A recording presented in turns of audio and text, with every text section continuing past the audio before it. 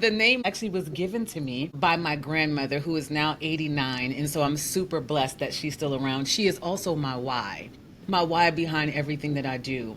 And so when I was when I was a young girl, for whatever reason, she started calling me Momo, and it stuck. And so it went from Momo to Mo. Sass is actually my biological dad's last name, so it's really, really a real name. I know most people say, I never heard the last name Sass. It's really, really real. And the reason why I decided to carry it forward is, again, my grandmother's a part of my why, but it's a part of my legacy. I never want to forget about all the things that she prayed for me to get me to where I am today. I never want to forget it. So Moe Sass, you'll see Tarnissha Moe Sass everywhere, because it's that reminder that I need, that I didn't just get here on my own. It was my grandmother's prayers that got me to where I am today. I think that's fantastic. For those who may not be familiar with you and what you do, essentially, I view you as a life coach for women. Yes. Is that correct? And how would you expand on that? So yes, I'm a vision strategist coach for women. So what I do is I help high achieving women design a life that they love. And the reason I got into doing this is because I realized I have been with the AAAI-ISMA family for well over a decade and a half now. And when I first got started, it was from a fitness perspective. And so being a fitness coach, I would be in the gym and I would be teaching women. And what I noticed was they were using the gym as a way to escape life, not as a way of to enjoy life, right? And just make it a part of their everyday. And so I just remember seeing this wellness life coaching certification being offered. And I'm like, I just knew to go do it, right? And so when I stepped into it, I wanted to be more than just a life coach, right? What does that really mean?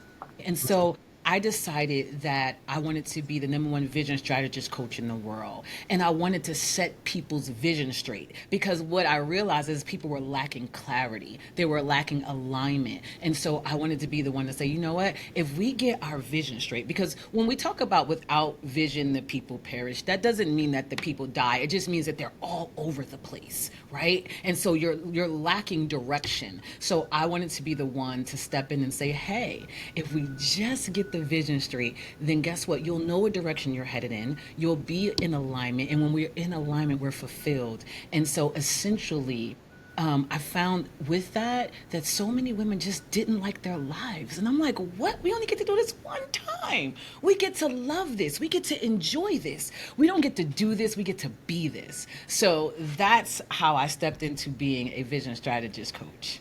That's fantastic. That's a really neat origin story. And I know from looking at some of your other interviews, you spent several decades in the corporate field as well. Did you see that misdirection in the lives of other women in the corporate field as well? Absolutely. So I've been in corporate America and I'm still there well over 2 decades. I can't even believe I'm saying that, right? I still feel like I'm 20 at heart. Well over 2 decades. And absolutely it's there. It's in because women show up in the corporate world with the mask, with the pretense, right? I have to be strong. I have to be powerful. I have to compete against the men. I have to be the best of the best. And it's particularly if you are a woman of color, you're coming with that, I need to be in my power. I can't mess up. Everything has to be perfect. And so when you do that, you are so out of alignment. You don't get to really show up as you. You don't get to be you. Don't get to love you. And so this is really running rampant in the corporate world. Absolutely. And you find that's true among all ages, not just women in their 20s, but you've seen it also in women in their 30s, 40s, 50s, etc. Absolutely. And here's the thing about it. The thing about the younger women, though, they come in with the sense of this is just the way it is. And I think what happens is once you get a little seasoning on you, is what I love to call it. I'm in my seasoning phase of life, right? I'm now officially 50. Once you get some seasoning on you, you realize it doesn't have to be anything. You can create what it is that you desire, right? And so, but there's a knowing that comes with that. There is a sensing that comes with that. And sometimes I find that women, even in their seasoning age, they don't quite get it yet. Right? They think this is just the way it has to be. My mom and my dad told me to get a good job with great benefits, and that's just the way it has to be. So watching this, I'm seeing the younger women coming in because why? They're picking it up from their mothers. They're picking it up from other women that's in this environment, right? And so they have that. And then you have the women who are seasoned who just don't know there's more.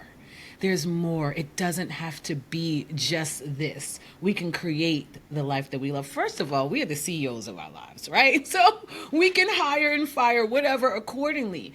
And I just think that there's something that's missing. There's a missing link and a missing piece to let them know that they can. And so when we get into women in their 60s, it's even worse because they had to follow these rules and regiments throughout life that says you just have to march to the beat of these orders. And they don't realize there's so much more and it's not over and you're just getting started right where you are. All you have to do is start to think to yourself, how would I love to wake up this morning? How would I love to feel this morning? What would I love to do this morning?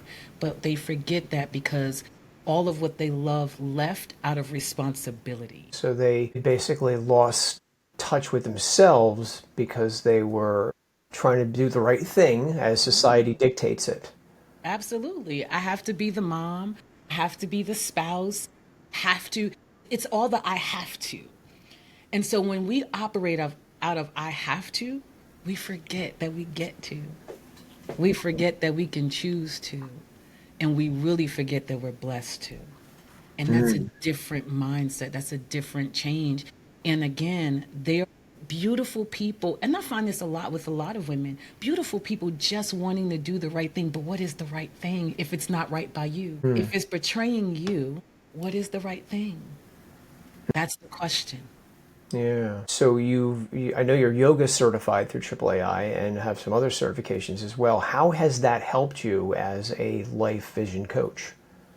Well, it's helped me because what I've come to understand is that trauma gets stuck in our bodies. Our bodies remember. It remembers all the things that's happened to us, birth up until the point we are now. So when you get into your bodies and you start to move and you start to flow, what that does is it moves that stagnant energy.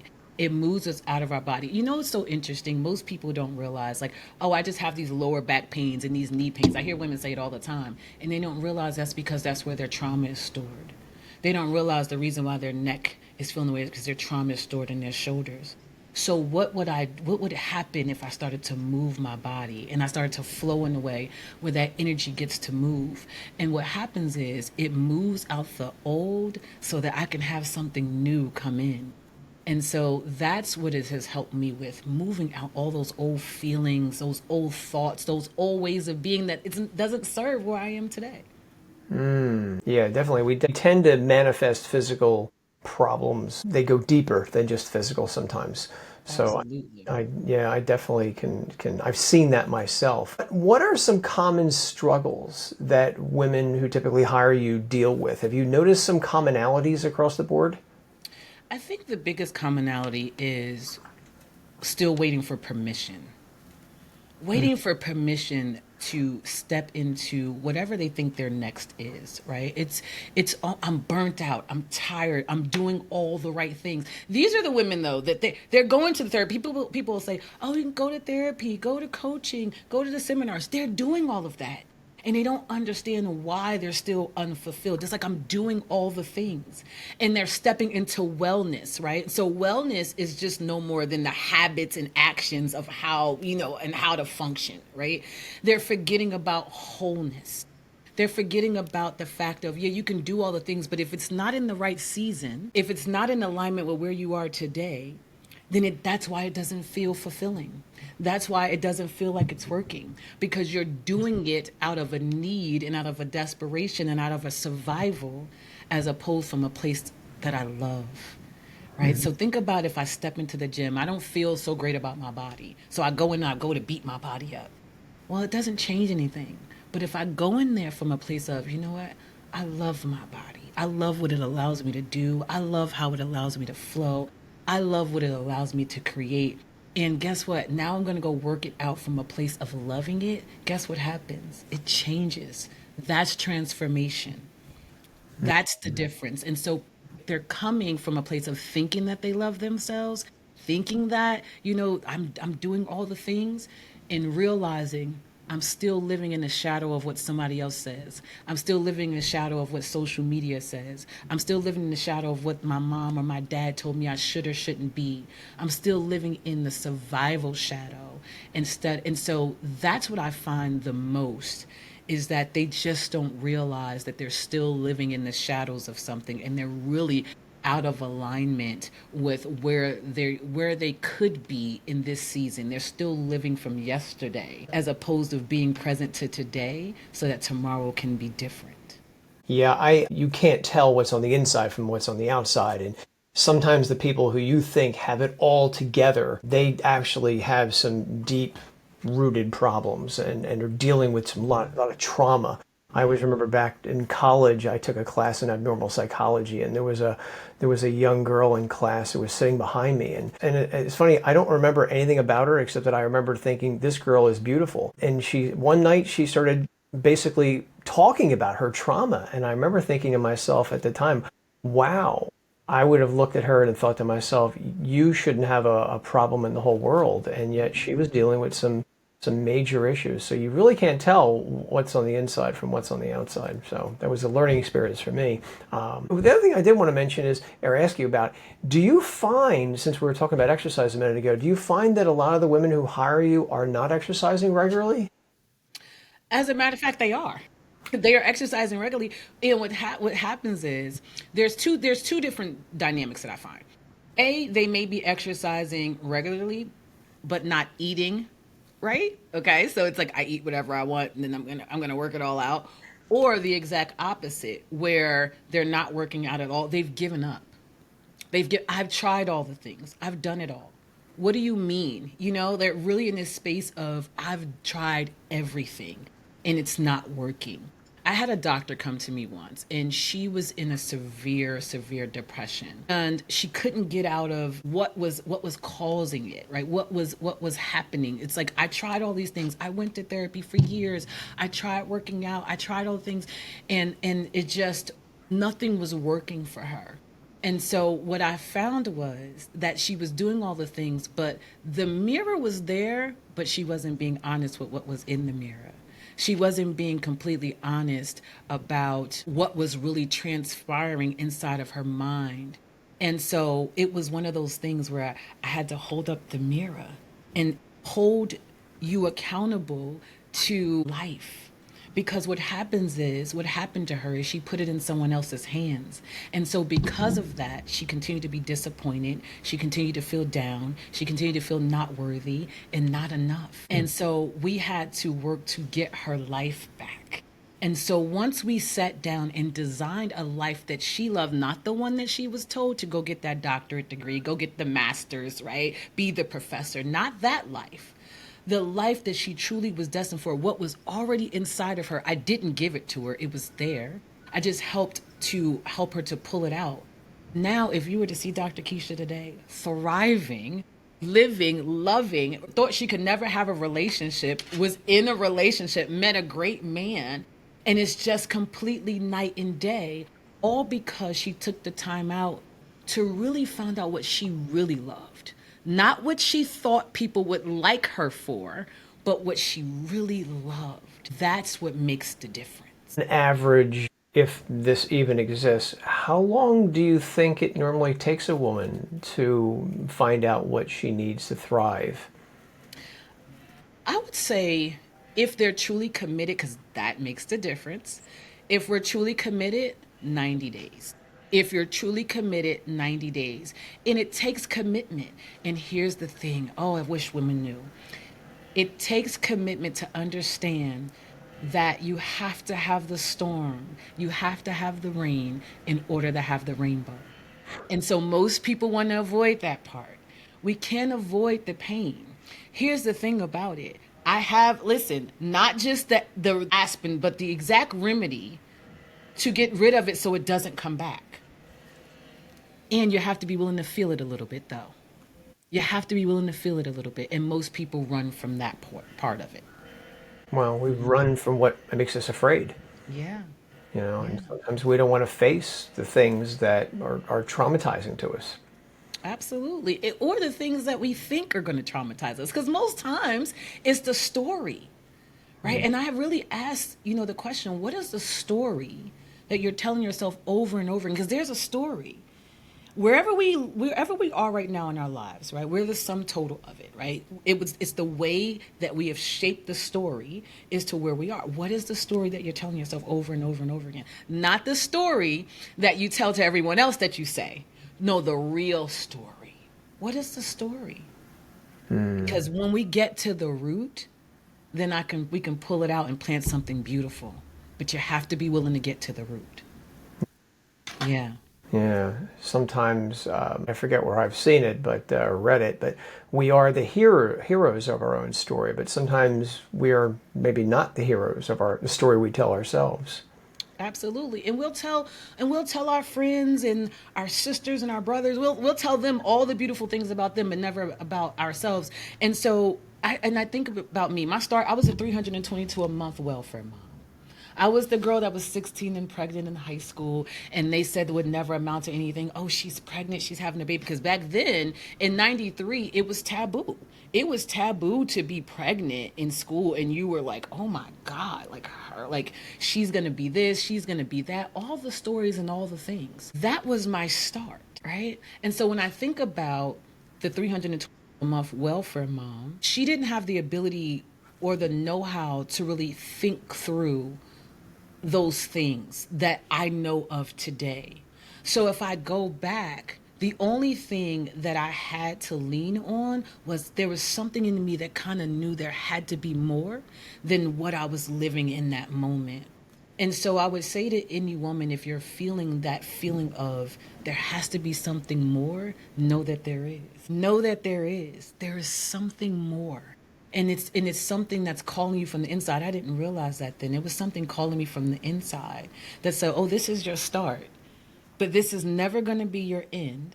And even where I am right now, I'm like, I'm still just getting started, right? Like, I'm still just getting started. But so many of us get stuck on the beginning. 122 a month welfare mother. I'm never going to be anything. I'm never going to amount anything. And then you spend so much time trying to prove everybody else wrong.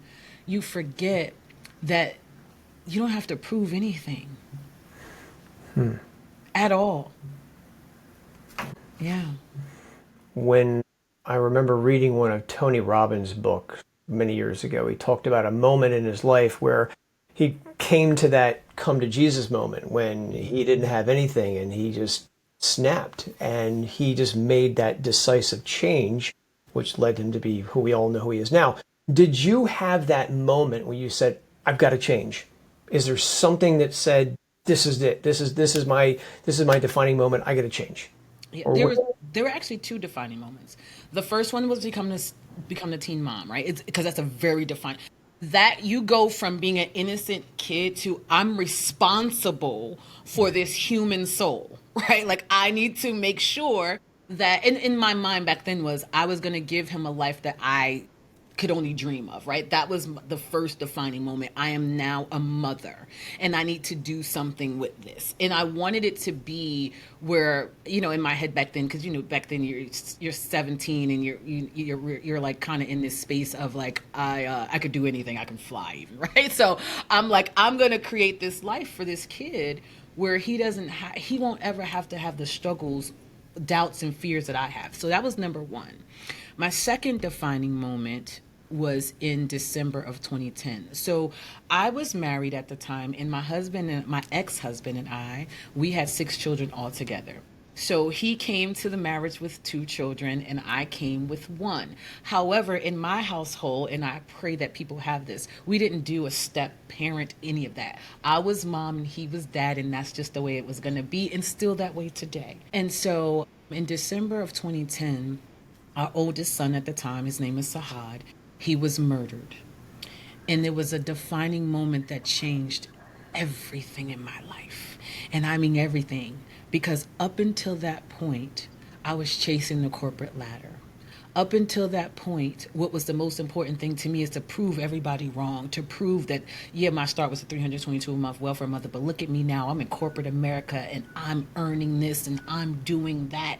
I, me. But when my son left this earth, it made me realize this is so much bigger than me.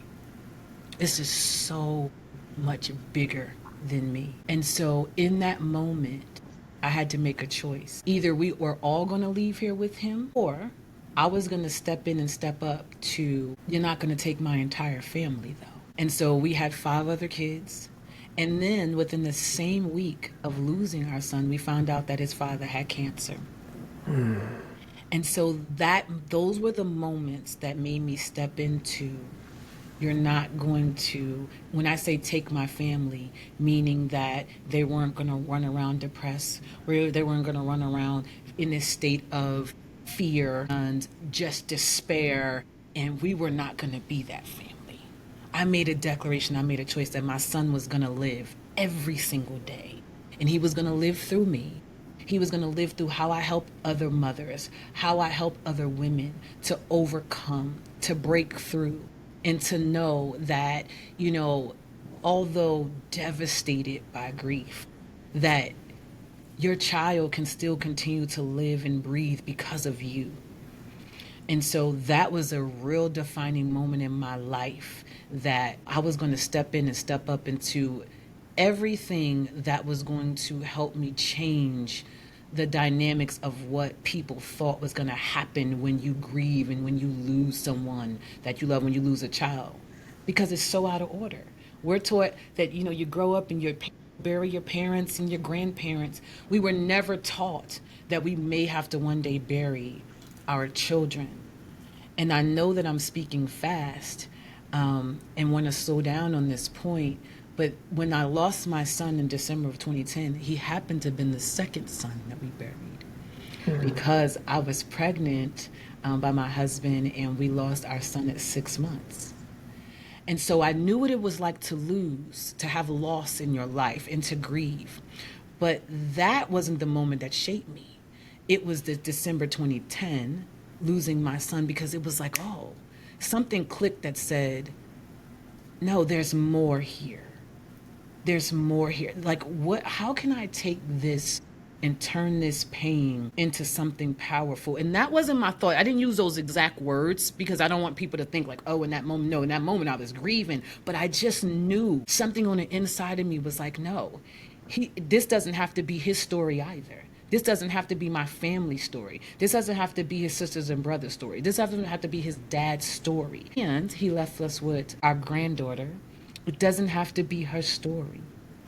So I made a decision in that moment that I was going to step up in such a way that we were going to live in a very powerful and purposeful and intentional way, not as a family.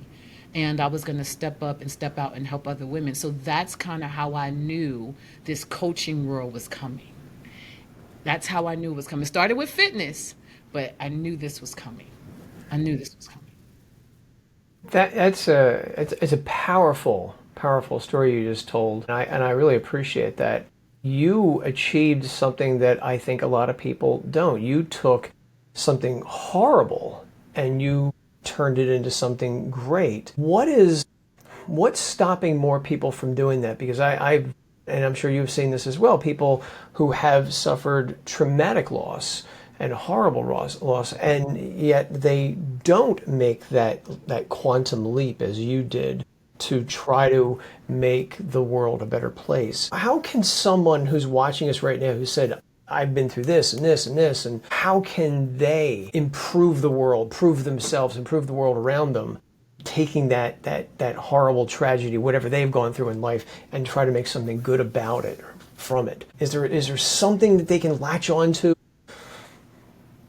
For me, it was my firm foundation in my faith. I latched on to my faith, and I latched on in such a way that it wasn't about going to a church house. It wasn't about going to speak to a pastor or whoever you decide to serve, which is fine. It was me, though, going to know for myself, going to read for myself. It was me picking up the Bible and reading it from cover to cover for myself and building that firm foundation, because I knew I couldn't do this in my own strength. We can pretend all day and night all we want to. I'm just not one I'm a straight shooter, okay? And so with that, I knew it was going to take more than just me. And I also knew that if I had another day above ground, there was a reason. And it wasn't for me to be sad. It wasn't for me to live in lack. It wasn't for me to spend all day crying, although it is okay to feel your emotions. I want to be very, very clear today. I want you to feel all of the emotion, because if we don't feel it, we'll never be able to heal it. But that's the trick. I want you to be able to feel it so that we can walk through our healing journey. What is it that I need today? Not tomorrow, right now. So the mother who's waking up and she's crying yet another morning because she doesn't know how she's going to make it through another day caring for these kids by herself, and it feels amazingly hard. I just need you for in that moment just to say, what is it that I need today? And I want you to find the strength to give it to yourself. If it's a hug, I get it. I had to give myself many hugs in the morning just to be able to get out of the bed and make it through. And then the second thing I had to say is, if I'm given this day, what am I going to do with it? What am I going to do with it? Because I have a choice. And if I have a choice, then I know that old ways don't open new doors. So how is it I'm going to open a new door for me today? What is it that I'm going to choose? It's the power of choice. And it's powerful when you know that. And so you can say to yourself, I'm going to choose just to smile today. Or I'm going to choose to pull out my journal and just write out everything I'm feeling this morning, just to get it all out of my body, get it out of my mind, get it out of my spirit, so that I can walk this day out just being of good cheer. Just the small little steps. The very first thing, though, is the power of choice. Just making the decision. That's the hardest part, because everybody has decision fatigue. Definitely we do. Living in the 21st century, there's a lot of things that are pulling on us, Yeah. which, again, one thing that pulls on us constantly is social media. These apps want to send us notifications, and people are addicted to likes and tweets and hearts and comments. And do you feel that we've lost something because of the pervasiveness of social media? And has that played a role in, say, women's inability to get unstuck from where they are in their journey of life right now? It's played a big part. Here's the hardest part, is because if I spend all my time scrolling, watching other people's lives, then I'm not responsible for mine. Then I'm not making movement, right? So it's always interesting to me, because there's a double-edged sword to it. So I use social media for my business. And if I spend more time scrolling than posting, that says something. That says I'm spending so much, I'm engulfed in someone else's life, but I'm doing this from a space of, hey, I think somebody has something better than I do. I think what they have is more special than what I have. I think what they have is great. What that says is, I don't think that I can do it. I don't think that I have it. I don't think that my life is great. I don't think that I'm enough. I don't think that I'm worthy. I don't think I can do that. So I'll spend more time scrolling than spending more time connecting to myself. And that's the thing. We become disconnected from ourselves and become more connected to others, which, here's the truth of the matter. It's such a lonely life. People are so lonely. They're so lonely because there's no connectedness in their home. There's no connectedness in their immediate energy. Everything is about the external of everyone else.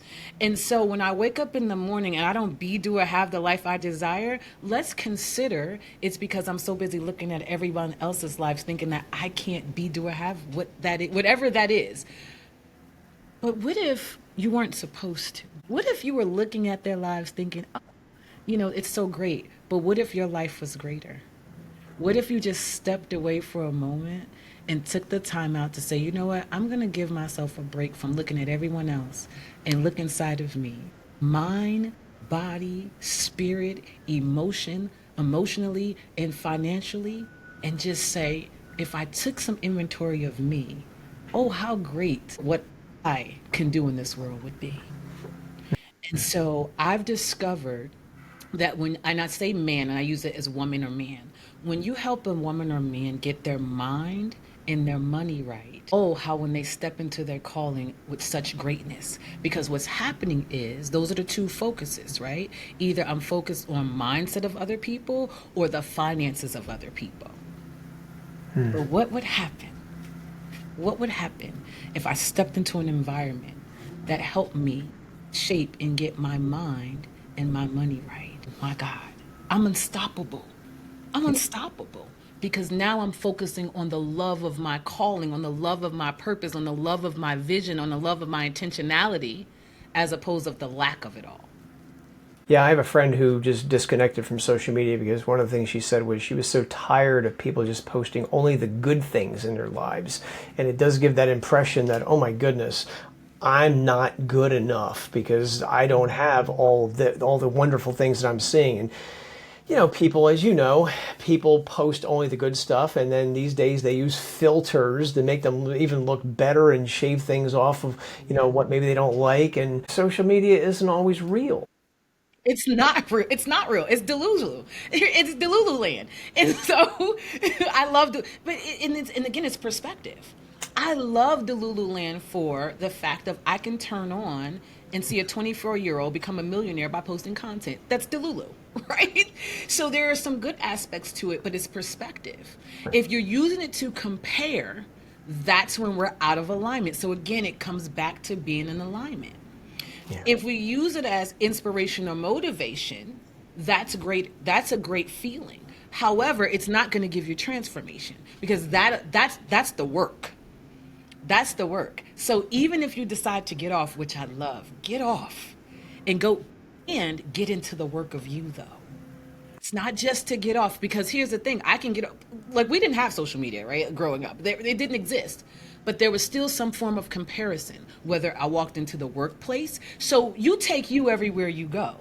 So if you go on social media and you compare, if you go into the store, you're going to do the same thing. If you go into your job, you're going to do the same thing. You take you wherever you go. So how can we do a greater work within ourselves so that when I go and I see it, it's not comparison. It's, oh, that's great. Why? Because my life is lit. My life is great. And what I mean by greatness is, I want to be very clear. I just talked about losing two sons. I talked about my start of being a welfare mom. I can talk about the ins and out of raising children, and now all of my children are grown and the baby is 20, and all the storms that came as a result of that. It's understand that the storms are going to be there. But when you have that firm foundation, when you have the tools in your toolbox of therapy, coaching, community, right? When you have those tools in your toolbox, then it's like, okay, the storm is here, but I don't have to drown in it. I may spin around the cyclone a little bit. Let's be honest. That tornado, I may spin, but I'm not going to crash and burn and die. That's the difference, right? So it's understanding that the storm shall always be. And if people are posting their happy moments, it's because it took them a long, hard road to have that one happy moment.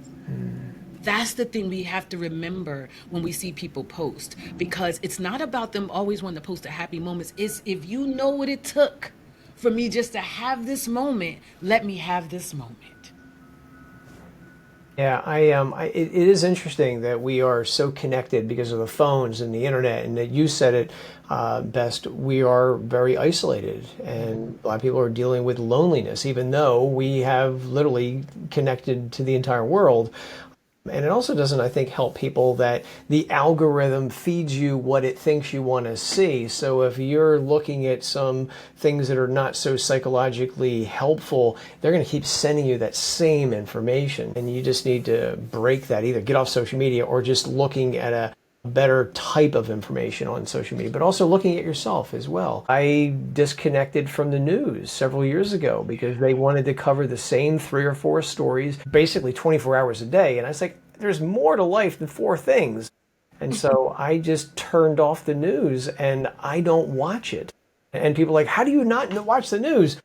If it's a big enough story, I will hear about it. You did mention that your faith plays a big role in how you view the world. And I think that's, and look, we were talking about our grandmothers a little while ago. That's something I saw also in my own grandmother, who Is there a Bible passage that speaks to you more than others? I can do all things through Christ who strengthens me. Yeah. I can do all things.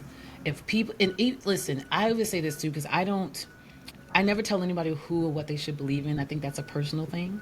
So I always say, don't miss the message because of the messenger. I can do all things through God who strengthens me, through universe who strengthens me. I'm not here to tell you that. But if you start to believe you can do all things, then you can do all things. That's the one that sticks out to me. I can do all things. It's not in my power, it's in his power. And so taking the I and the me out of it, right? And taking the ego and the pride out of it. I could do all things through Christ that strengthens me. That is the very thing that keeps me going every single day. I can do all things. He didn't say some. He didn't say all. So I can show up here. I can pour out love. I can give love. I can, do my coaching. I can be in corporate America. I can host retreat. I can do all of those things because he strengthened me to do that. Why would he do that? Why would he strengthen poor little old me? Sometimes I want people to wake up and say, why am I chosen today? I made it. There's every morning somebody doesn't get the opportunity to get up. Why me? What is it about me? It has to be something special about you. It has to be. It has to be. Yeah. I think more people need to believe that, and hopefully they are after listening to you. Because you speak very passionately, and I'm really hoping that your words will go out and touch other lives that maybe we don't even know. Is there one thing that a woman can do right now that would improve the quality of her life and help her not to get unstuck from where she is right now if she wants to make that change? I think the most important thing we can come to do with a stuck moment, and this is going to sound weird, but it's just to raise your hand. Because if I'm stuck, there is no movement. But if I raise my hand, that means that, how can I be stuck? Raise your hand. And we can raise our hand and ask for help. We can raise both hands and surrender. Raise your hand. A lot of times we sit in spaces and places and think, I have to do this alone. There's no one out there that's going to help me. There's no one out there that's going to be there for me. That's the story. That's the story. That's the story. Just raise your hand. Ask for help. And here's the thing. Help is on the way and it's coming. What you want wants you. You get to believe that. You get to believe it. What you want wants you. But you have to raise your hand though. Just raise it. I need help. And I'm going to say this too. Get off the Zoom. But when COVID happened, everybody's get on your Zoom. Get on your Zoom. Oh no, it's time to reconnect in a room. Yeah. So the reason why I created the Design to Win, the reason why I created that retreat is because I need women to get off the Zoom now. Because what's happening is in that same house where all that chaos is created, all that burnout is created, all that exhaustion is created, all that I must do is created. You don't ever get a sense of there is another choice. There is another way. I can raise my hand. I don't have to ask for permission. I don't need to compare and contrast. I don't get to feel that because it's all happening in that same space on that Zoom. But what happens when you get off the Zoom and get in a room with powerful people who are like-minded individuals looking to connect back to themselves, mind, body, and spirit, who will understand that once we get our mind and our finances together, because money is a tool. People want to act like it's not a real thing. And I agree with Tony. For those who say money doesn't create happiness, they haven't given enough of it away. Because I've given enough away to know that it's changed atmospheres and it changes lives. No, we're not supposed to idolize it.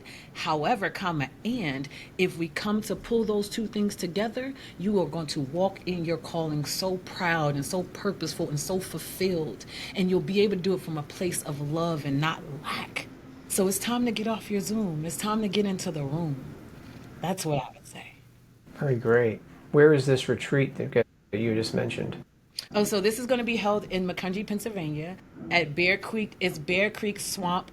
It's a ski resort. It's such a beautiful, beautiful place. It's going to be April 30th to May 2nd.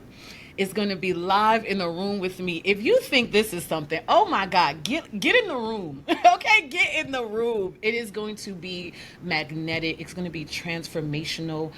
I am here as an agent of change. And I don't believe in just, so here's my philosophy. When you heal a woman, you heal a nation. Because it's not just about how you touch her. It's about how you, everyone that comes in contact with her after that, how their lives are going to be affected. And so it's about understanding that you don't have to stay in pain anymore. There is a remedy. And you have to get in the room, though, receive it. You can't do it at home alone anymore. You can't do it from hiding behind social media. You can't do it from do. I got to do it on my job. I got to perform. I got to put the mask on. I got to do. No. There's another way. There's another way. And so you will learn what the alignment advantage is. Because when you are in alignment, the way your life will be so successful, you will wake up one day and wonder, how did I get here? How do I have this feeling? Because those who know me know that this is how I live. This is me every day, every single day. And I'll link to your website so people can find your retreat and reach out to you. Moe Sass, this has been a great conversation. I know you've inspired an awful lot of women who are watching this. Do you have any final words of wisdom? My final words is just know that you're not alone. You don't have to do it alone. We were not meant to do it alone. And just raise your hand. Just raise your hand. Help is on the way. And don't be afraid to reach out. Don't be afraid to reach out. www.mosass.com, info@mosass.com. Email me. Don't be afraid. You never ever know what miracle will happen if you just reach out. Thank you much for your time. Really appreciate it. Thank you. Yes.